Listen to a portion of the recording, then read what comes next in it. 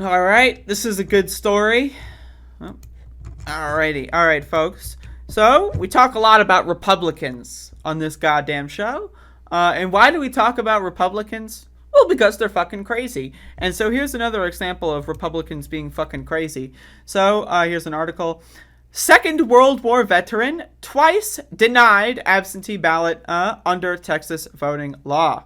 Kenneth Thompson, 95 years old, must submit a social security or driver's license number, which wasn't required in the 1940s. So again, a lot of these Republican states are just kind of overhauling all of their election stuff slightly. Really, at the end of the day, it's just an excuse to, quote, like purge the voting rolls, right? Because every time they do these rules changes, it gives people an excuse to just like, oh, well, we'll just purge everyone, and when they vote again, they'll re-register and blah, blah, blah. Now, again, this is just one story of one individual. Think of all of the amounts of individuals that have this happen to them, and they just go, they walk away from the voting booth on election day thinking they were registered to vote, and then they're told, oh, well, you're not registered actually, and they don't have what they need on. They don't have their social security card on them or something. And so I got to get to work, so they don't have time to go home, and then boom, they're done. Right? They can't vote anymore. So again, think of all the amounts of people that this occurs to, and then this story is about someone who's, it's just the way it's designed against a World War II veteran or whatever.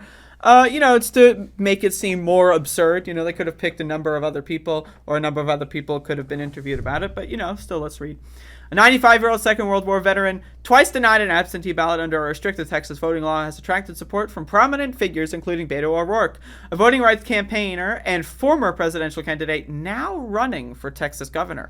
Kenneth Thompson, who served in the U.S. Army in Europe, told Click 2 Houston, a Harris County news outlet, he had voted in every election since he was 21 and even remembered paying a 50-cent poll tax in the 1950s.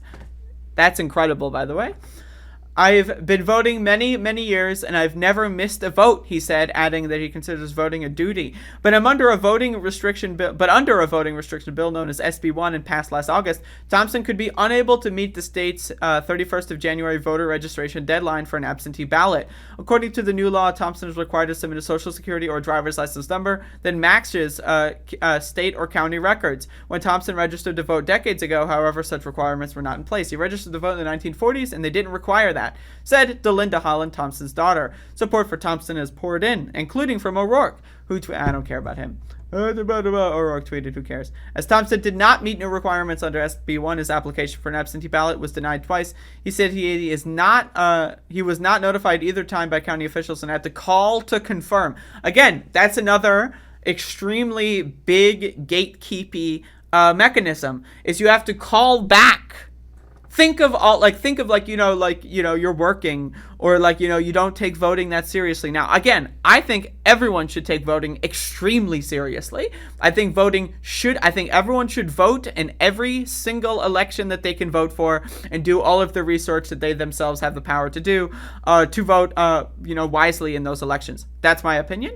But again, a lot of people are busy, and a lot of people, they don't like fucking calling people on the phone. You have to wait on hold, you have to find the department. It can take a lot of time. It can be annoying. It's a hassle. It's something people put off, and then they miss a deadline. But again, just think of how many people might, maybe even send their registration in, right? Assume it's fine. Go to vote on election day, or try to get an absentee ballot past the deadline, and then they're told, oh, sorry, we didn't confirm it because, you gave us a copy instead of an original, or some bullshit excuse, and then boom, you can't vote. Again, it's just ridiculous.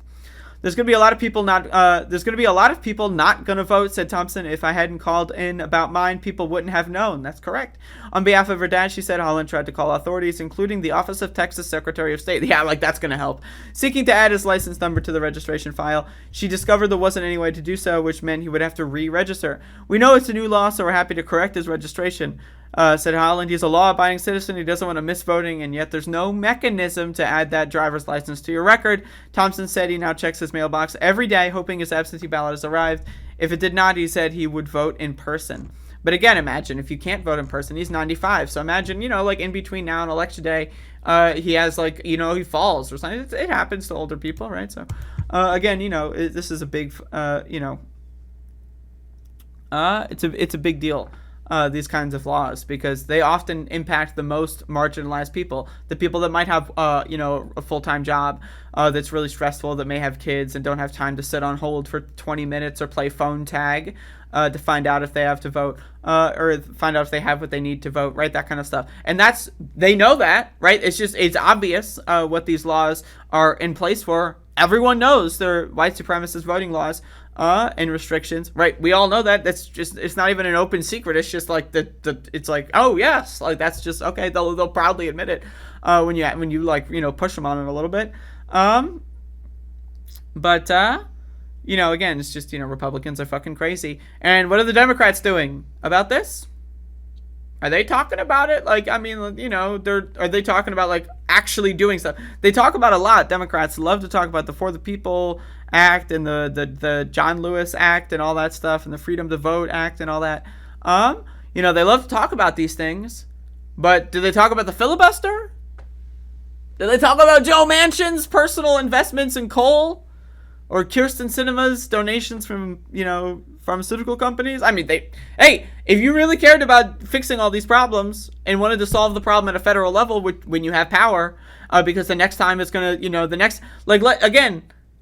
even in the next election, the Democrats are not on an even playing field, there's been some analyses that say that they might still not trail too far down, because as it is, I think the thing is like Republicans, Democrats need to outperform by 2 or 3 points in order to just hit even or whatever, because of the way that voting laws and restrictions work and the way demographics work in these gerrymandered districts.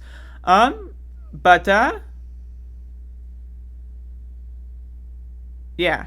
I don't know. I lost my train of thought. But that's what I have to talk about on voting. I wish the Democrats would do more about fixing this problem. And everyone needs to be on the same page that Republicans are crazy. They're fucking crazy. I don't know what to tell you. They're crazy. And, Democrats are bad. They're incompetent. They're annoying. They're lazy. And they're crazy in their own right, but I mean, Republicans are just like the open, I'm gonna fucking murder you, bitch, what are you gonna do about it kind of crazy. So, I mean, you just, I don't know, if a goddamn T-Rex, okay, let's say that, a fucking polar bear is chasing you on, a glacier, right, and, there's no way out other than, swimming or drowning in fucking Arctic freezing water, right? And then there's a goddamn T-Rex that jumps off of a fucking UFO and has a fucking laser gun. Who are you going to be more concerned about? That's my analogy. I'm going to be more concerned about the T-Rex with the laser gun. That's just me. I don't know. And they have wings and they fly. And they can speak English, and they're saying their darkest secrets out loud, for the whole world to hear. Right? Okay. So let's imagine that's the scenario. I'm going to be a little bit more worried about the T-Rex. But again, we also need to be staying mindful, staying active, and staying very informed about what exactly the Democrats' role in this is as well, because that cannot be covered up, that cannot be forgotten, because the Democratic Party has the tools, right? Now, again, there's certain members of the party that are garbage. So, the Democratic Party itself has the tools. So what they should do is they should try their best to enact these pieces of legislation, or at least make it clear what the problems are, or do more fundraising for these races, which they're not. They're just bad at all of this, and it's frustrating. But anyway, that's that. Rip this guy's voting record.